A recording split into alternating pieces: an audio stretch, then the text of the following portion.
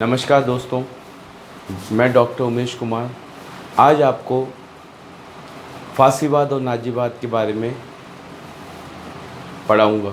ठीक है, इसके अंदर आप देखेंगे जो फासीवाद और नाजीवाद है, इसकी नींव हमें प्रथम विश्व युद्ध के बाद में जो परिणाम आए, जिससे संधियाँ की गई, जिसमें वुडरो विल्सन के 14 सूत्री कार्यक्रम, जिसे मैंने कल आपको यथार्थवाद और आदर्शवाद के रूप में बताया था कि जिस प्रकार वो आदर्शवाद की बात की थी वुडरो विल्सन ने, लेकिन ब्रिटेन और फ्रांस के कैलीमेंसो और लॉयड जॉर्ज ने इसे किस प्रकार से अपने यथार्थवाद के रूप में बदल कर जो पराजित राष्ट्र थे उनका शोषण प्रारंभ किया। ये हमें देखने को मिलेगा, जिसके रूप में आपको नाजीवाद और फासीवाद का उदय देखने को मिलेगा। ठीक, वर्साई की संधि जो इसका परिणाम था, उस परिणाम में जर्मनी के साथ इतने आर्थिक रूप से प्रतिबंध लगाने का प्रयास किया गया, जिससे उसको उन आर्थिक जो मुआवजे थे, क्षतिपूर्ति, उनको लौटाने में उसको बहुत परेशानी हुई, जिसकी वजह से वहाँ का जो जनसमूह था वो इन मित्र राष्ट्रों की क्रियान्वित जो नीतियाँ बनी थी उनके खिलाफ एक आक्रोश का रूप धारण करता है। और आपको देखने को मिलेगा इटली को जो गुप्त समझौता किया था, जिससे प्रथम विश्व युद्ध के बीच में वो मित्र राष्ट्रों की तरफ से युद्ध में शामिल हो जाता है, उसके साथ जो वादे किए थे उनको पूर्ति नहीं करते। इस वजह से जब प्रथम विश्व युद्ध ख़त्म हो जाता है, परिणाम के बाद में जो संधियाँ होती है उसके तहत उसके साथ लाभ की स्थिति नहीं रहने के कारण वहाँ पे भी जन आक्रोश के रूप में आपको मुसोलिनी, जिसने फासीवाद का उदय होता है, और जर्मनी के अंदर आपको देखने को मिलेगा नाजीवाद का उदय। इन दोनों नेताओं की कुछ समानताएं थी तो कुछ असमानताएं थी। ठीक, ये क्वेश्चन आपसे पूछा जा सकता है कि दोनों में समानताएं किस तरह की इनकी नीति, तो इस तरह से मैं आपको पढ़ाने का प्रयास करूँगा। आप देखेंगे मुसोलिनी और जर्मनी के हिटलर, इन दोनों ने गली की राजनीति यानी रोड पॉलिटिक्स के माध्यम से ये केंद्रीय शक्ति में विद्यमान होते हैं और फिर द्वितीय विश्व युद्ध का रूप धारण करते हैं। परिणामतः द्वितीय विश्व युद्ध होता है। आप देखेंगे वर्तमान परिदृश्य में भारत की राजनीति में भी आपको देखने को मिलता है किस प्रकार एक नेता जो जनसमूह से आपसी बातचीत ज़्यादा करता है, उसकी प्रतिष्ठा ज़्यादा होती है जो एक बंद कमरे के अंदर करता है उस नेता से। तो इसी रूप में आपके जर्मनी के अंदर आपका हिटलर और इटली में फासीवाद मुसोलिनी के नेतृत्व में उदय होता है। 19वीं सदी के जो चिंतक थे वो इसको प्रोत्साहित करने के अंदर बहुत योगदान होता है, जिस प्रकार फायर्ड ने मनोविश्लेषणार्थवादी हैं, जिन्होंने कहा कि तर्क पे कुठाराघात करने पे, तर्क शक्ति पे चोट करने पे अवचेतन मन की भूमिका का विशेष बल होता है। इसी प्रकार आपके डार्विन ने विकासवाद का सिद्धांत दिया। हीगल जो दार्शनिक आपको मार्क्सवाद ने हीगल के द्वंद्वात्मक में मैंने बताया था कि उसके पत्तेवाद को ख़त्म करके उसने वहाँ भौतिकवाद जोड़ा था। इसी प्रकार हीगल की यहाँ पे राजनीति देखने को मिलती है कि राष्ट्र को उन्होंने ईश्वर की अनुपम कृति माना है, देवीय विचार माना है। ठीक है, इस प्रकार ये आयोजित होते हैं। लेकिन आपका प्रश्न ये उठना स्वाभाविक है कि 1920 के दशक तक फासीवाद और नाजीवाद इतना उखड़ रूप में प्रदर्शित क्यों नहीं हो पाया। आप देखेंगे साम्यवाद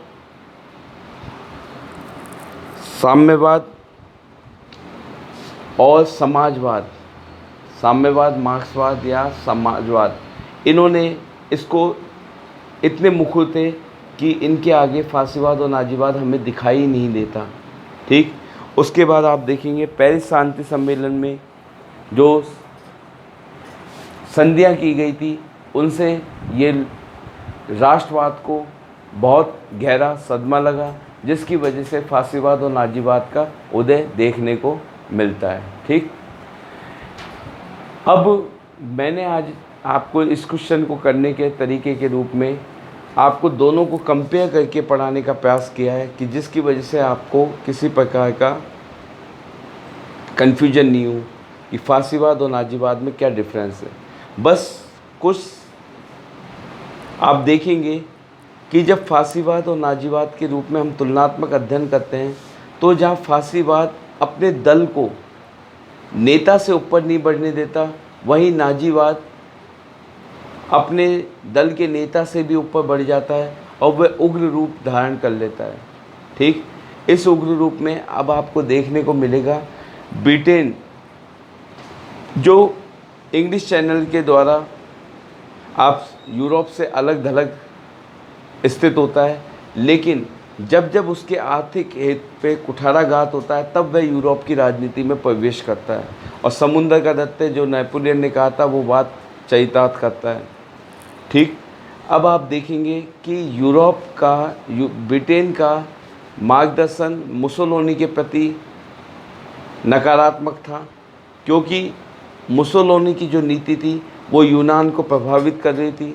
यूनान जब प्रभावित हो रहा था तो इससे आपके ब्रिटिश के आर्थिक हित प्रभावित हो रहे थे, लेकिन दूसरी तरफ फ्रांस मुसोलिनी का सपोर्ट करता है, क्योंकि वो जर्मनी के लिए एक दीवार का कार्य करता है, हिटलर के ख़िलाफ़ वो तैयार होता है।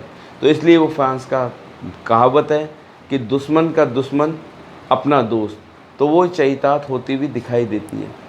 इसके विपरीत जो हिटलर की नाजीवादी पार्टी है, उसकी नीति रूस के स्लाववाद की तरह उसमें भी वर्ग संघर्ष के रूप में देखने को मिलता है हमें नस्लीय भेदभाव। नस्लीय भेदभाव का प्रत्यक्ष रूप इसमें दो तरीके से देखने को मिलता है, एक तो यहूदियों के खिलाफ जर्मनी में, यूरोप के अंदर, और रसिया में स्लाववाद के खिलाफ। तो ये पूरा का पूरा आपका सिनेरियो जो नाजीवाद और फासीवाद के रूप में आप देखेंगे वो बाद के अंदर द्वितीय विश्व युद्ध के अंदर परिणित होता दिखाई देगा। अब मैं आपको बताना जा रहा हूँ, मैंने दोनों की तुलनात्मक रूप से आपको याद कराने का प्रयास कर रहा हूँ, जिससे आपके किसी प्रकार का कन्फ्यूजन नहीं रहे और यहाँ के यहाँ आपको याद हो जाए। ठीक, मुसोलिनी, इसकी स्थापना 1919 के अंदर मिलान प्रांत में, मिलान में फासीवाद का गठन करता है और इसकी शक्ति का प्रयोग करते हुए 1922 में ये प्रधानमंत्री बन जाता है। 1919 के अंदर स्थापना होती है और 1922 के अंदर ये प्रधानमंत्री बन जाता है, क्योंकि जो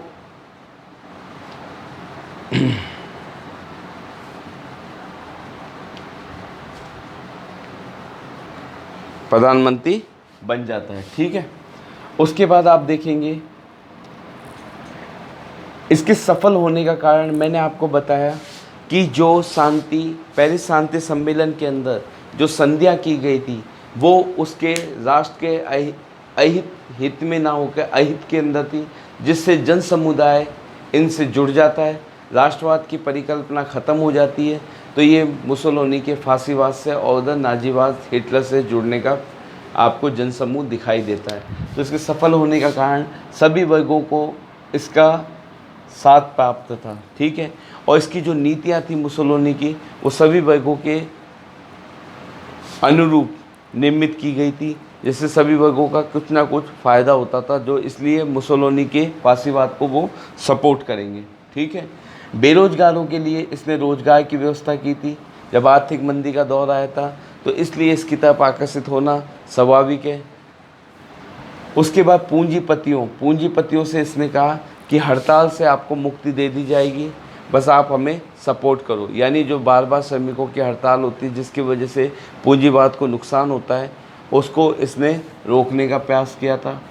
उसके बाद श्रमिकों को तालाबंदी से मुक्ति, श्रमिकों के लिए अलग अलग स्कीम लेके आता है।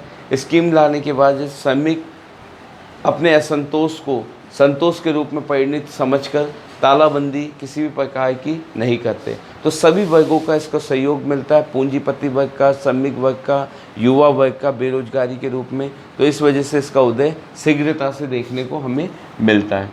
उसके बाद इसका उदय होने के कारण सेंट जर्मन की संधि जिसकी वजह से इटली में राष्ट्रवाद को धक्का लगा, तो वो फांसीवाद की तरफ आकर्षित होती है, क्योंकि अब तक उन्होंने मित्र राष्ट्रों के साथ वफादारी करने के बाद जो उनको लाभ के अनुरूप उनको प्राप्त नहीं होता है, इसकी वजह से वहाँ पे जन आक्रोश फांसीवाद के रूप में हमें देखने को मिलेगा।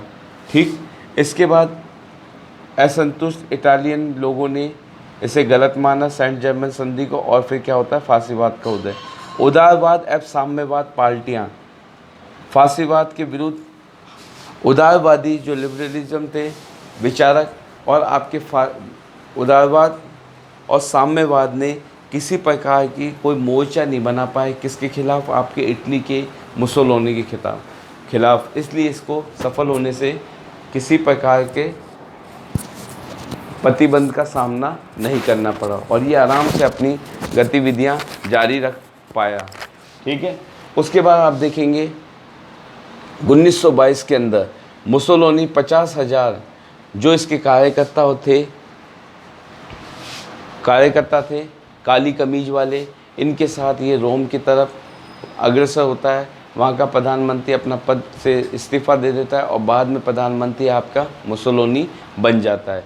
ये आपके उदय देखने को मिलता है किसका, इटली के अंदर आपके फांसीवाद का। ठीक, अब केंद्रीकरण किस प्रकार से किया इसने, जो नीतियां बनाई, अब उस नीतियों को किस तरह से हमें क्रियान्वित करना है, तो ये आपको किसी भी देश के अंदर देखने को मिलता है।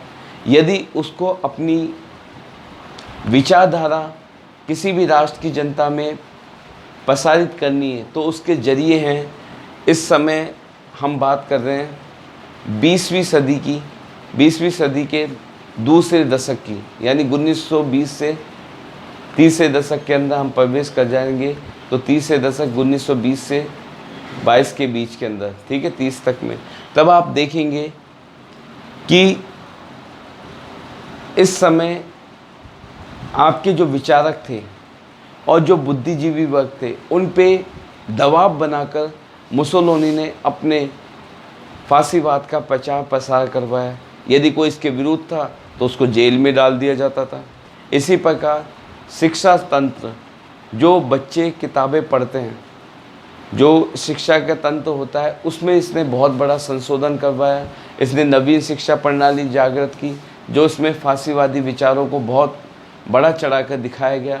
राष्ट्रवादियों साम्यवादियों को हटा दिया गया पाठ्यक्रम से, जिसकी वजह से जो एक समुदाय तैयार हो रहा था वो फांसीवाद के पक्ष में हो रहा था और राष्ट्रवाद और साम्यवाद के विरोध में होता है। ठीक है, इसके क्रियान्वयन के लिए ये क्या करता है, स्वयं के शिक्षा विभाग की स्थापना करता है, सैन्य विभाग के और न्याय विभाग की स्थापना करता है। ठीक है, 1928 तक जो चुनाव प्रक्रिया को इसने क्या कर दिया, समाप्त, और इसे अपने दल के अधीन कर देता है। ठीक है, अपने दल के अधीन कर लेता है। शुरुआती दौर में तो ये प्रधानमंत्री के रूप में और राजतंत्र के रूप में आपके एम्यूनियल तृतीय होता है, तब तक तो ये दिखाता है कि हाँ ठीक है। और 1928 में जब इसके पास सर्व सत्ता हो जाती है, तब ये क्या करता है, चुनाव प्रक्रिया को ही ख़त्म कर देता है और अपने आप को आजीवन क्या घोषित कर देता है, प्रधानमंत्री। ये आपको आधुनिक काल में 21वीं सदी में भी देखने को मिल रहा है। भारत के पड़ोसी मुल्कों के अंदर जैसे आप देखेंगे चाइना, इधर आप रशिया को देखेंगे, तो वहाँ पे यही चीज़ हो रही है कि एक तानाशाह वर्ग अपने आप को हर तरीके से सर्वसंपन्न बनाने का प्रयास कर रहा है। उधर आपके रूस के अंदर व्लादिमीर पुतिन, चीन के अंदर आपके बान की मून, तो ये लोग अपने आप को पूरा का पूरा जनता और देश को अपनी तरफ आकर्षित करके एक तंत्र के रूप में स्थापित करने का प्रयास करते हैं। ठीक है, तो यहाँ पे भी यही देखने को मिलता है। ये अपने आप को चुनावी प्रक्रिया को समाप्ति कर देता है और अपने दल के अधीन ही पूरे देश को, इटली को कर देता है। ठीक, अब इसका खामियाजा किसको होगा, आने वाले समय में आपको द्वितीय विश्व युद्ध इसी की रूपांतरण देखने को मिलेगा। उसके बाद पाठ्य पुस्तक में संशोधन, शैक्षिक कार्यक्रम बदल दिया और इसको फांसीवादी के अनुरूप कर दिया। ऐसे कलाकारों साहित्यकारों से अपेक्षा की गई कि वो किसका प्रचार करें, बस फांसीवाद का प्रसार करें। यानी हर एन केन प्रकरण सब जनमानस जो भी समुदाय यहाँ पे निवास करता था उसके दिमाग के अंदर फांसीवाद की गुणगान के सिवा कुछ भी दिमाग में नहीं रहे। यानी एक पूरी पिक्चर जो बैक के अंदर जो चली थी, राष्ट्रवाद, साम्यवाद, मार्क्सवाद, इन सब को इरेज कर दो और एक नई पिक्चर डेवलप करो जिसका नाम फांसीवाद हो। तो ये जन समुदाय तब तक इसके साथ रहेगा जब तक द्वितीय विश्व युद्ध में इनकी हार होगी और उसके बाद पुनः विचारधारा चेंज होना प्रारंभ होगी। ठीक, उसके बाद आप देखेंगे श्रमिक पे प्रभाव। श्रमिकों के लिए मैंने कहा तालाबंदी रोकने के लिए तो इन्होंने पृथक श्रमिक फंड का निर्माण किया, जिसमें आवश्यकता पड़ने पे श्रमिकों को उनकी आवश्यकता अनुरूप धन दिया जाता था, उनकी आवश्यकताओं की पूर्ति की जाती थी। ठीक, 1929-30 ये दोनों के लिए ही वरदान साबित हुआ। आर्थिक मंदी आई तो इसकी वजह से जो वहाँ पे प्रथम विश्व युद्ध के बाद जो सरकारें स्थापित थी वो लोग असफल हुए तो इन्होंने, मैंने बोला, गली की राजनीति यानी स्ट्रीट पॉलिटिक्स की इन्होंने, और ये आम जनमानस से जुड़ते हुए एक समुदाय तैयार किया और अपनी विचारधारा को उन पे थोप दिया गया। ठीक, तो इस वजह से ये इनके लिए एक वरदान साबित हुई। तो आपको देखने को मिलेगा मंदी के सामना करने के लिए अब इनके पास जब सत्ता आती है तो ये क्या करते हैं, निगमित राज्य व्यवस्था कायम करता है, जिसके अंदर कारपोरेट स्टेट सिस्टम भी कहते हैं इसको।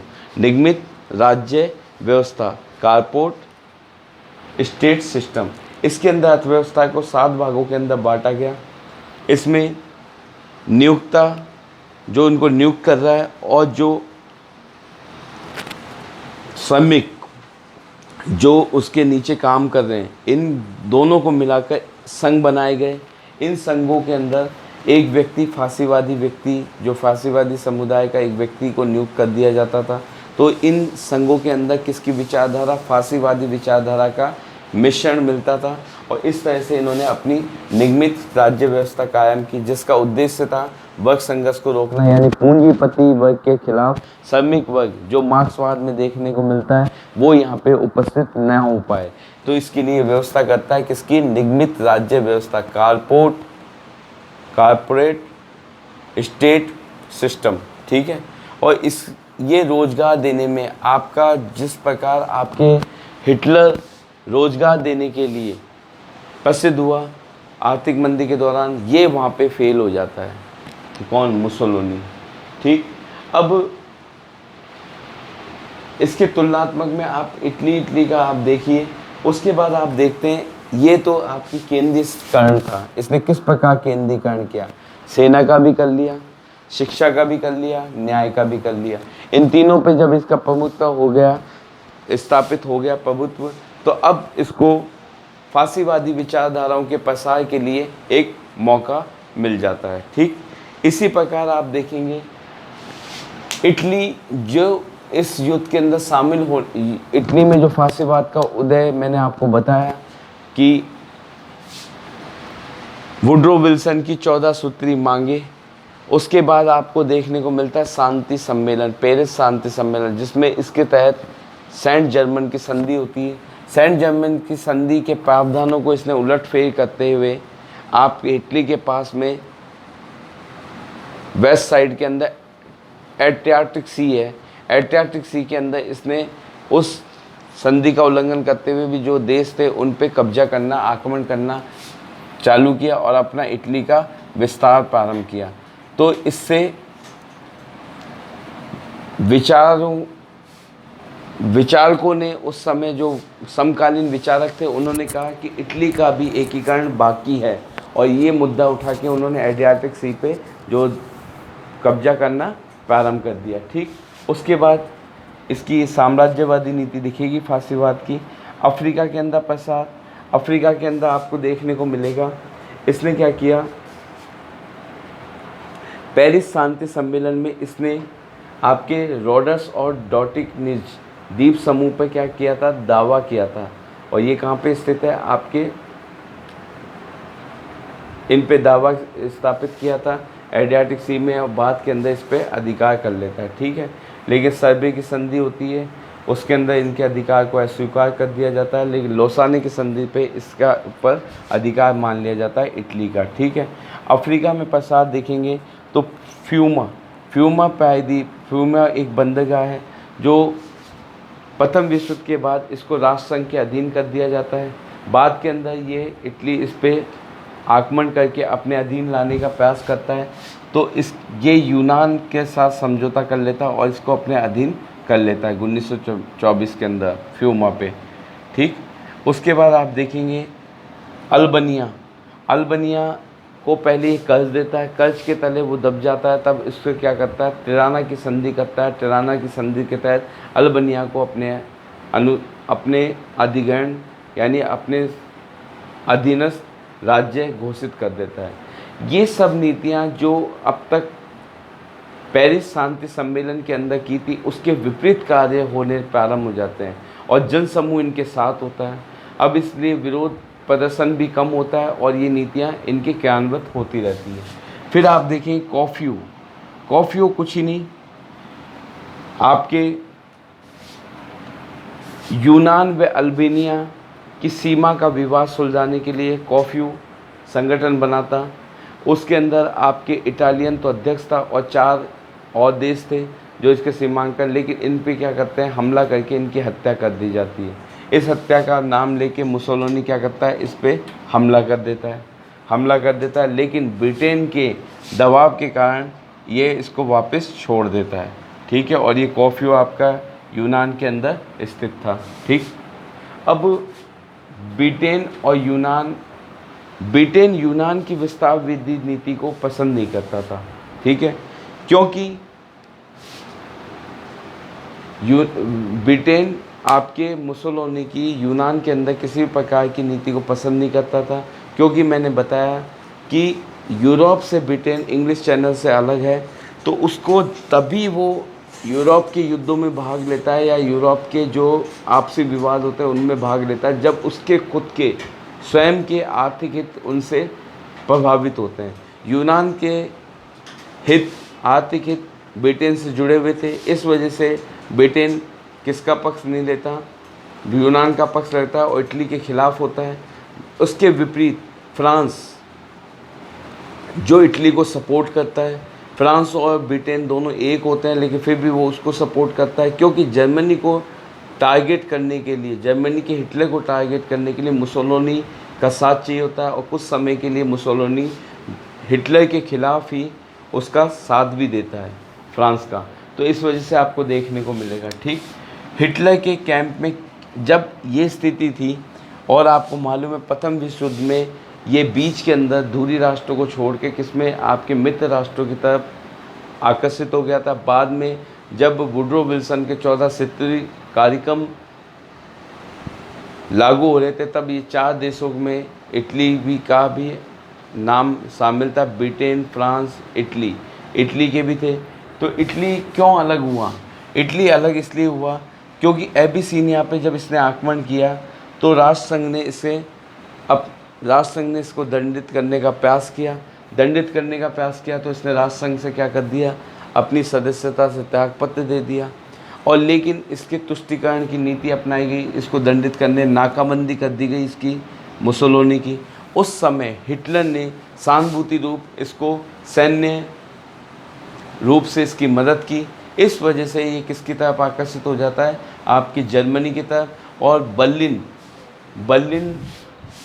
रोम बर्लिन दूरी का निर्माण होता है 1936 के अंदर, ठीक है। रोम बर्लिन दूरी का निर्माण होता है, जो आपको प्रथम विश्व युद्ध में दूरी राष्ट्र जो आपको देखने को मिलेंगे, ठीक है, द्वितीय विश्व युद्ध के अंदर। उसके बाद आप देखेंगे जर्मनी, जैसे यहाँ पे इटली में 1919 में हिटलर, लेकिन इससे विपरीत था। हिटलर ने प्रयास किया सत्ता पे आने का, लेकिन उसे विफलता मिली, 1 साल की सज़ा भी हुई। उसके बाद पुनः उसने अपनी नीति में परिवर्तन किया। परिवर्तन करने के साथ वो वापस आगमन होता है, चुनावी प्रक्रिया के तहत वो जीतता है। उसके बाद जो वहाँ का राष्ट्रपति होता है बिल्डर्बन, उसकी जब मृत्यु हो जाती है उसके बाद वो राष्ट्रपति और प्रधानमंत्री दोनों पदों को एक में समाहित कर देता है। उसके बाद वो सत्ता पे आसीन होता है।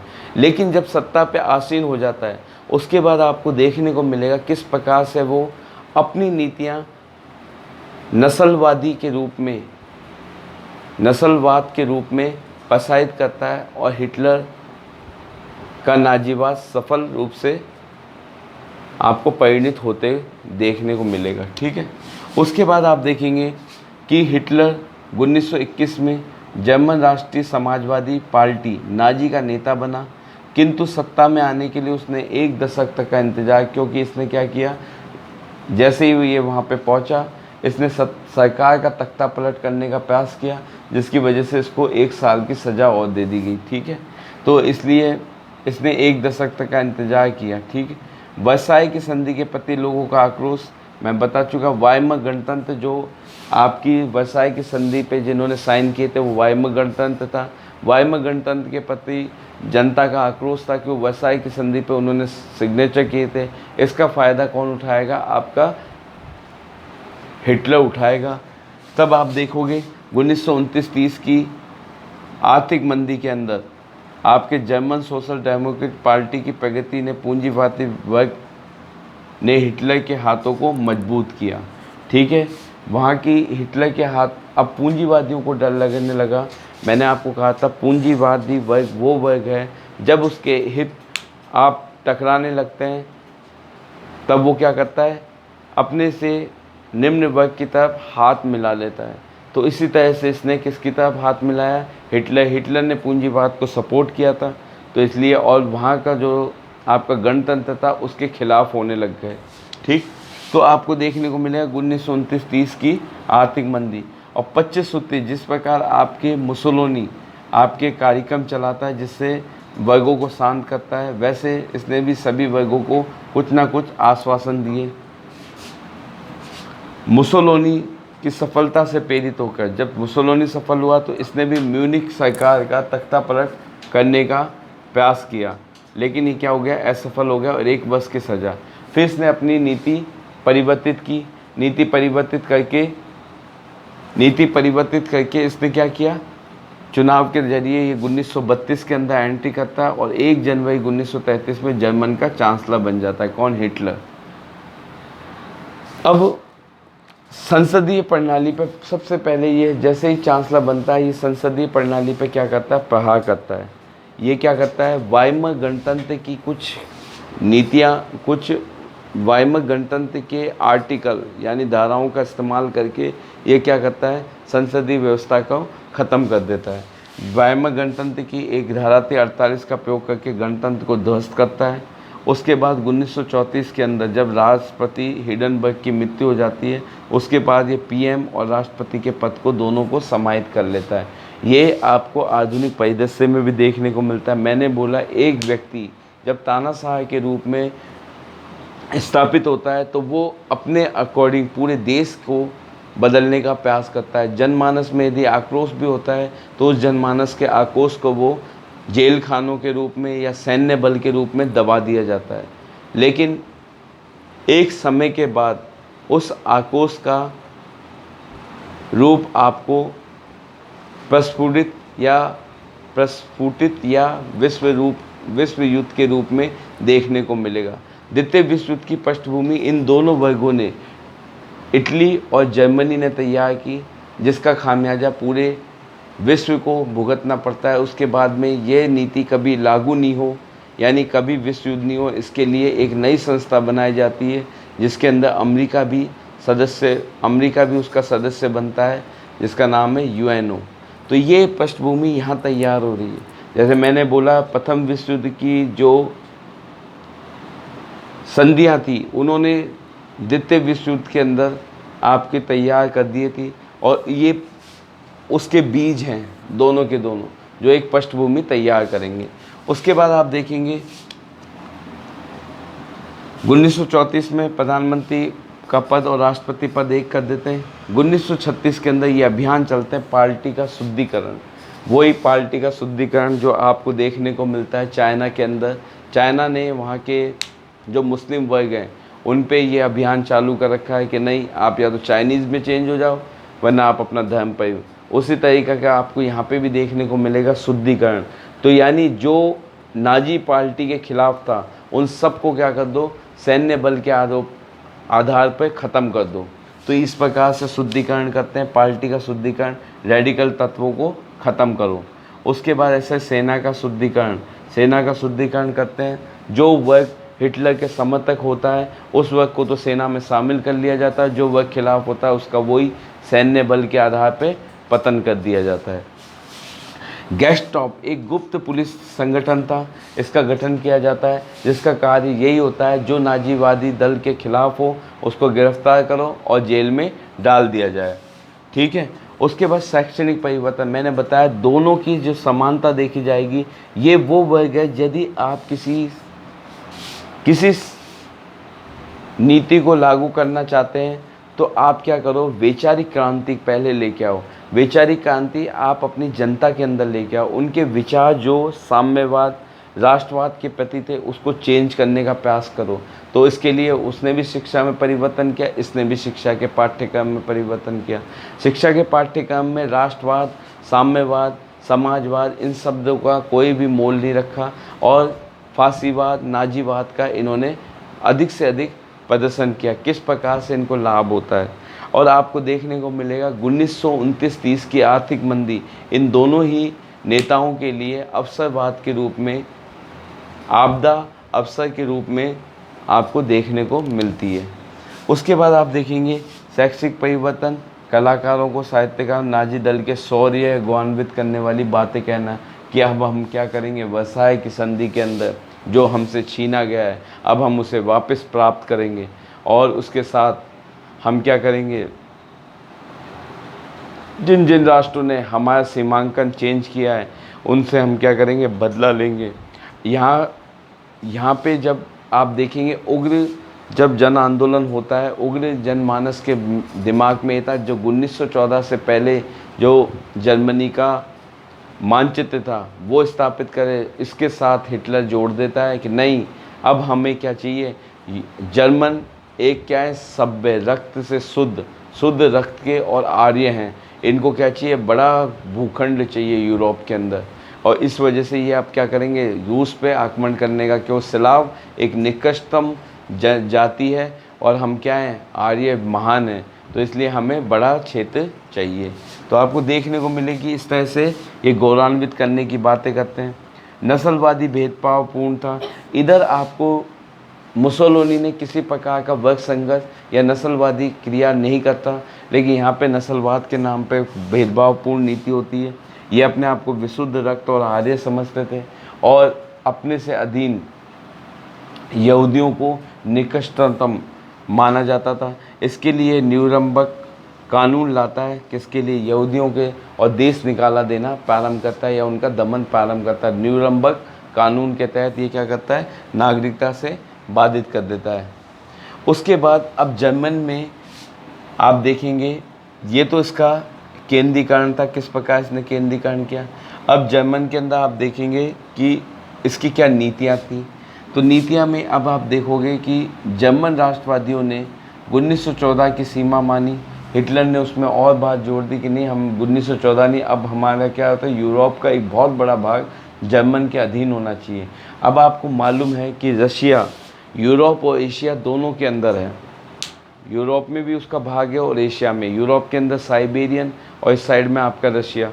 तो इसके तहत वहाँ पे स्लाव नस्ल थी, तो इसने बोला कि जो निकृष्टतम नस्ल है उसके पास यूरोप में इतना बड़ा भाग और हम श्रेष्ठ नस्ल होके हमारे पास इतना कम भाग।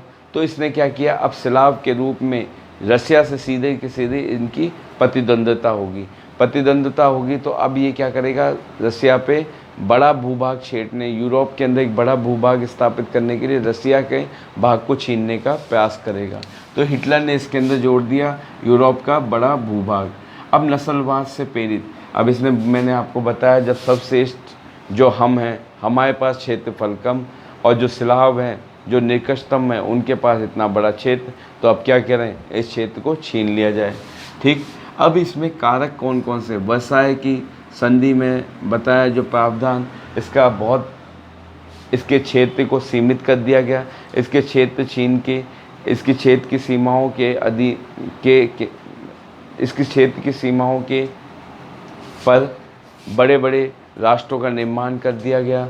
उसके बाद आप देखेंगे इसके क्षेत्रों के अंदर जो आपके जो संसाधन प्रधान, जो इसके लॉरेंस, अल्सास, राइन घाटी, ये सब छीन के फ्रांस को दे दिए गए। चेकोस्लोवाकिया को सुडेटन लैंड छीन के दे दिया गया। तो इस प्रकार से इसका जो वर्साय की संधि में इस पर आर्थिक भार 75 करोड़ डॉलर के रूप में चढ़ाया गया, जो इसको चुकाना बहुत असंभव सा था।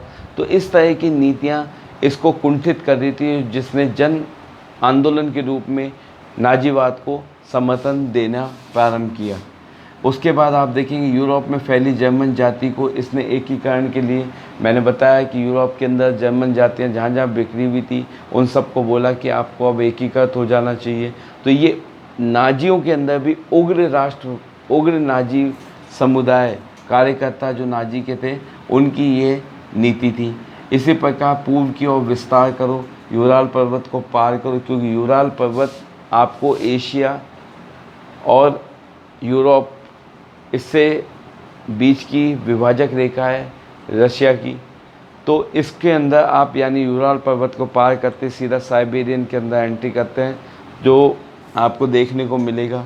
ठीक है, तो ये पर्वत, ये वाली उग्र कार्यकर्ता नाजियों ने ये नीतियाँ दोनों की दोनों, हिटलर ने भी इनको सपोर्ट करने, लेकिन नाजियों के अंदर भी मैंने बताया ना कि इन्होंने पार्टी नेता से बढ़ के थी।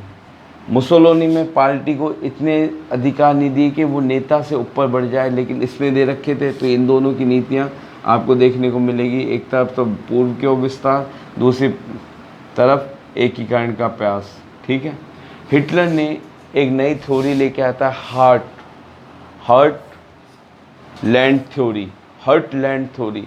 इसके अंदर ये अवधारणा लेके आता है कि रसिया का एक बड़ा भाग क्या है, यूरोप के लिए हर्ट है, उस पर हमारा कब्जा होना चाहिए।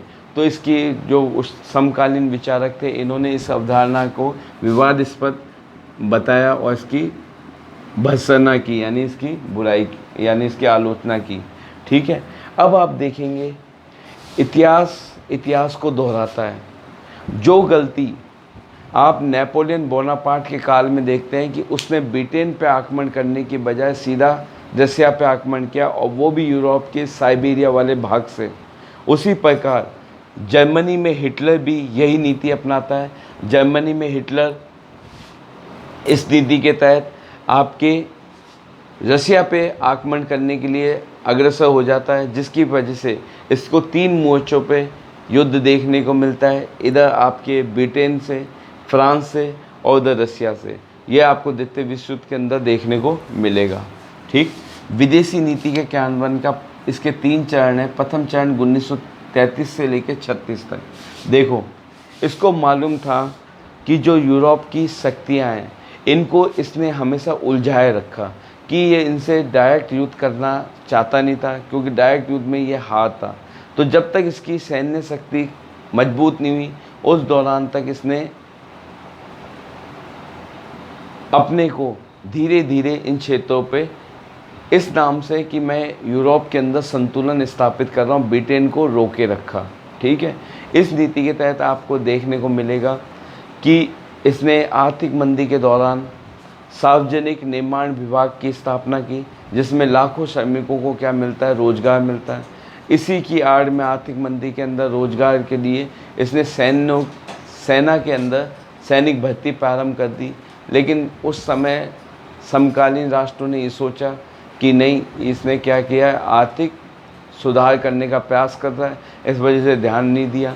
तो 1933 से लेकर 36 तक प्रथम चरण में वर्साय संधि के विपरीत सैन्य शक्ति का गठन किसके नाम पे, आपको मैं बताया, आर्थिक मंदी दूर करने का प्रयास के रूप में इसने सेना का गठन करता रहा। 1936 में राइन क्षेत्र जो जर्मन सेना के अधीन कर लिया गया। ठीक है, और जब ब्रिटेन बोलता, इससे पहले इसने कहा नहीं, मैं यूरोप में संतुलन बनाने का प्रयास कर रहा हूँ। 1933 से 36 तक प्रथम चरण में इसने यही नीति अपनाई। 1936 से 38 जब इसकी स्थिति थोड़ी सुदृढ़ हुई, तब इसने क्या किया, जो क्षेत्र इससे छीन लिए गए थे, अब उन क्षेत्रों को इसने वापस ऑक्युपाई करने लगा। 1936 से लेकर 38 के बीच में हिटलर ने, जो ऑस्ट्रिया में नाजी पार्टी थी, उसके सदस्यों तो मिलके ऑस्ट्रिया का ही अधिग्रहण कर लिया। ठीक, उसके साथ आप देखते हैं जो सुडेटलैंड, जो पेरिस शांति सम्मेलन के अंदर चेकोस्लोवाकिया को दे दिया गया था, उसको इसने छीन लिया। ठीक है, 1938 के अंदर। अंतिम 1939 में जब इसकी स्थिति सुदृढ़ हो गई, अब ये युद्ध के लिए तैयार है। तो अब ये क्या करता है, मार्च 1939 के अंदर संपूर्ण चेकोस्लोवाकिया का ही अपने अंदर विलय कर लेता है। उसने सुडेटलैंड लिया था, इसने पूरे के पूरे चेकोस्लोवाकिया को ही अपने अंदर दमन कर लेता है। उसके बाद 1 सितंबर 1939 में ये क्या करता है, पोलैंड पर आक्रमण कर लेता है। इधर इसने अनाक्रमक की संधि कर रखी होती है रूस से। तो रूस की अनाक्रमक संधि का मतलब ये था कि कल को यदि जर्मनी किसी पर आक्रमण करता है तो वो स्वतः रूस से भी युद्ध हो जाएगा। इसलिए जब पोलैंड पर आक्रमण ये करता है तो ये इसके साथ रूस भी इस युद्ध में शामिल हो जाता है। जब ये बात ब्रिटेन को दिखती है कि उसके आर्थिक हित, उसने भी पोलैंड से संधि कर रखी होती है, इस वजह से उसको भी युद्ध के अंदर कूदना पड़ता है। और ये पृष्ठभूमि आपको देखने को मिलेगी द्वितीय विश्व युद्ध की पृष्ठभूमि के अंदर।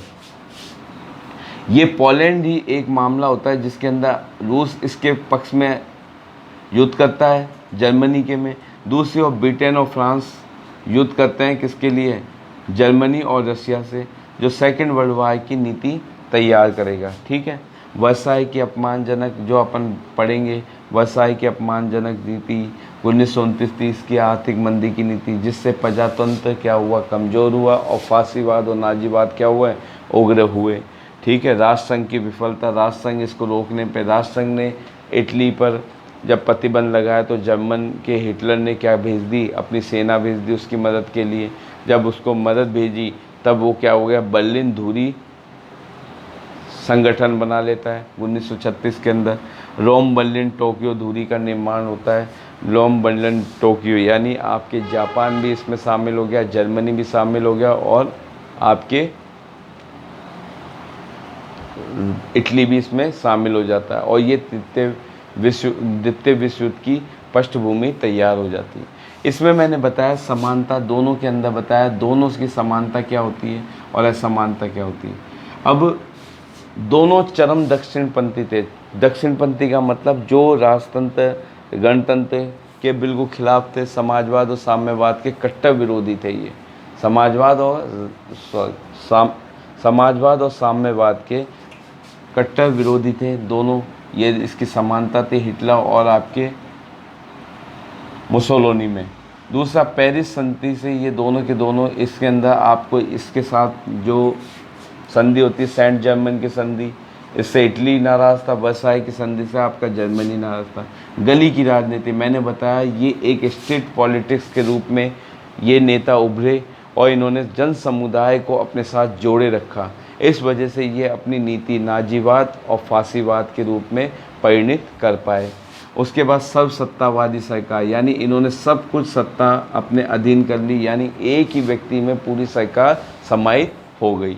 असमानता के तत्व देखते हैं। हिटलर संपूर्ण शक्ति जर्मनी के हाथों में थी, यानी हिटलर ने अपने हाथ में ही पूरी शक्ति ले रखी थी। लेकिन मुसोलिनी ने ऐसा नहीं किया। मुसोलिनी ने सम्राट एमुअल तृतीय के हाथ में शक्ति दी और ख़ुद प्रधानमंत्री के पद पे कायम रहा।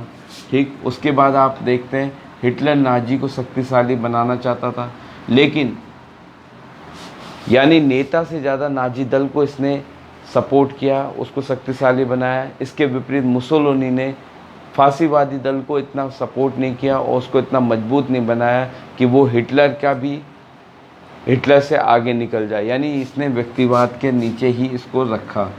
ठीक, नाजीवाद ने नस्ल विरोधी अभियान चालू किया, नस्लवाद का प्रोपेगेंडा अपनाया। इसने फासीवाद ने ऐसा नहीं किया, लेकिन बाद के अंदर जब इसकी जर्मनी के साथ संगति हो जाती है तो इसने भी यहूदियों का दमन में कुछ सहयोग दिखाया। अब यहाँ पे मैंने आपको बता दिया हीगल का राष्ट्रवाद जो बोलता है राष्ट्र पृथ्वी पे देवीय अब रूप या विचार है। फायर्ड ने तर्कवाद पे चोट करते हुए अवचेतन मन की भूमिका बताई है। डार्विन ने विकासवाद। अब अलग अलग देशों में अलग अलग रूप में फासीवाद और नाजीवाद को देखने को मिलता है। ठीक है, कोई उग्र राष्ट्रवाद के रूप में इसे बोलता है जो राष्ट्रवादी नीति के खिलाफ होती है। ठीक, राष्ट्रवाद यदि असफल हो जाता है तो उसकी जगह क्या फासीवाद या नाजीवाद का विकल्प के रूप में इस्तेमाल किया जा सकता है। आक्रामक विदेश नीति यानी जो जो चीज़ें उनके साथ घटित हो गई उसको पुनरावृत्ति यानी उन्हें पुनः प्राप्त करना, जैसे जर्मनी ने अपने क्षेत्र वापस प्राप्त किए, इसी प्रकार आपके इटली ने जो संधियाँ हुई थी, संधि के तहत गुप्त संधि हुई थी, उसके तहत जो क्षेत्र उससे नहीं दिए गए थे उनको छीन लिया युद्ध के माध्यम से। उसके बाद तर्कवाद की जगह आस्था पे बल। मैंने बोला ये फायर्ड के मनोविश्लेषणात्मक यानी तर्कवाद पे चोट करते हुए अवचेतन मन की भूमिका, यानी ये तर्कवाद की जगह आस्था पे बल। और ये आपको देखने को मिलेगा कि आस्था के रूप में आप क्या एक जनमानस को अपने साथ जोड़ सकते हो। आपको मैंने बताया था, मार्क्स ने कहा था धर्म क्या है, एक अफीम की तरह जहर है, यानी जिसका नशा होता है, तो इस एक जहर है धर्म। तो इस तरह से इन्होंने तर्कवाद पे, आस्था पे, परंपरा का विशेष महत्व, जो पुरानी परंपरा है उसको महत्व देते थे, नवीन परंपरा किसी प्रकार की इन्होंने अपनाई नहीं। वक्त संघर्ष की जगह वक्त समन्वय पे जोर। वक्त समन्वय पे यानी मैंने जैसे हिटलर ने आप जर्मन सब एकीकरण का प्रयास किया, इधर मुसोलिनी ने जो डिवीज़न था पूंजीवादी, श्रमिक और युवा वर्ग, इनको अलग अलग माध्यम से संतुष्ट करने का प्रयास किया। भीड़ मनोविज्ञान पे बल। भीड़ मनोविज्ञान के बल जिसके यानी आपको मैंने बोला इनकी राजनीति स्ट्रिक्ट पॉलिसी थी, पॉलिटिक्स थी, यानी गली की राजनीति, जिसके अंदर अधिक से अधिक लोग इनके सुनने आते थे, इनके अभियानों में जुड़ते थे। तो इस प्रकार इन्होंने अपना उदय किया एक व्यक्तिवाद के रूप में। समाजवाद और साम्यवाद का ये क्या थे, विरोधी थे। ठीक है, ये समाजवाद को भी प्रेफर नहीं करते थे और साम्यवाद को भी प्रेफर नहीं करते थे। नमस्कार।